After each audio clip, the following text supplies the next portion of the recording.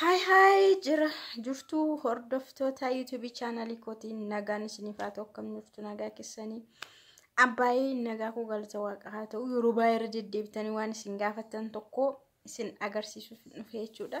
Viidicha gadhumaatti yoo ilaaltanii gaaffii keessaniif deebii argattu jechuudha.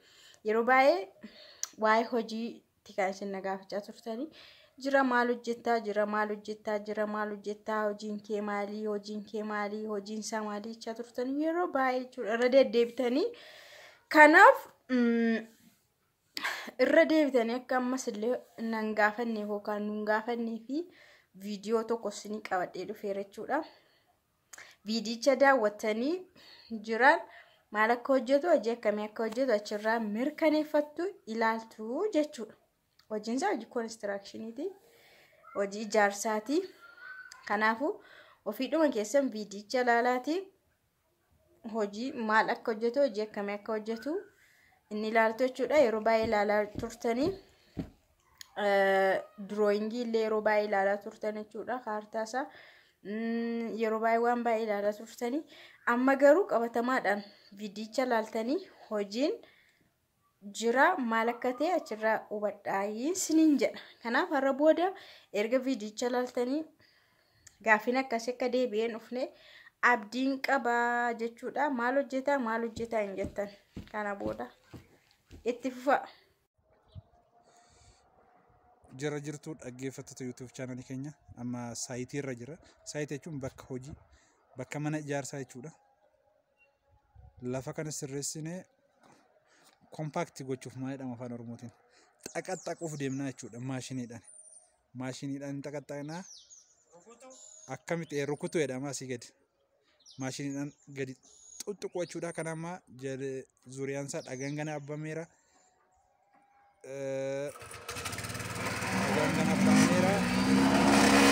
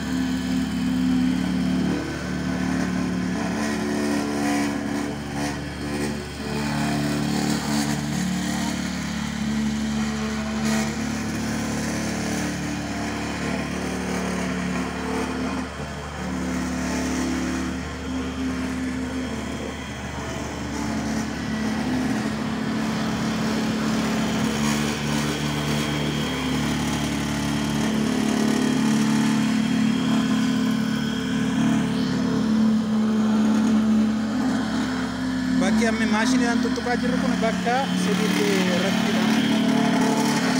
Great Limit Corporation to the site engineering Kenya, the Sankana, the site engineering Kenya, the Santu Mirara Ibrahima, Bakasivity, or Great Limit. If you have been some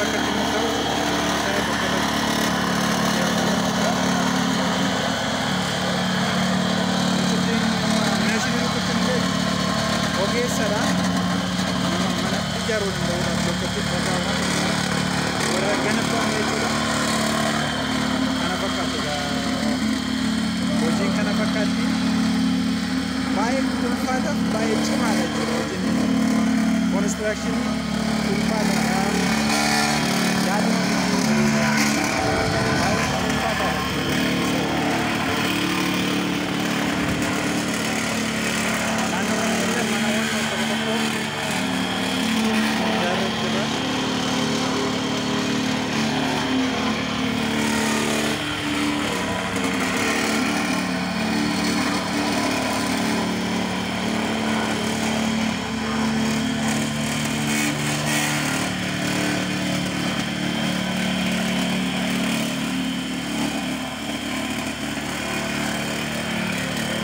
Bakka mucaan si bago ratsaba jiru kun bakka bimin irra ta'u.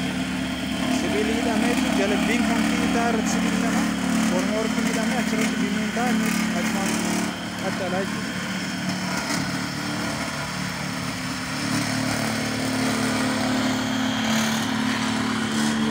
Manni kun bukkeedhaan ijaaramte dhufte.